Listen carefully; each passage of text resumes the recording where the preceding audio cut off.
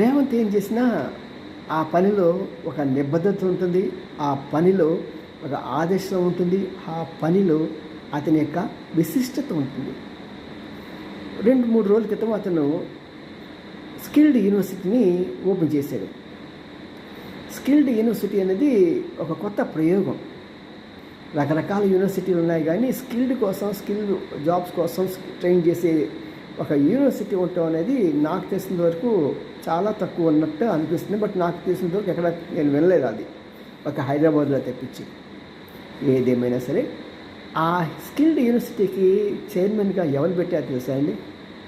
ఆనంద్ మహీంద్రా అని.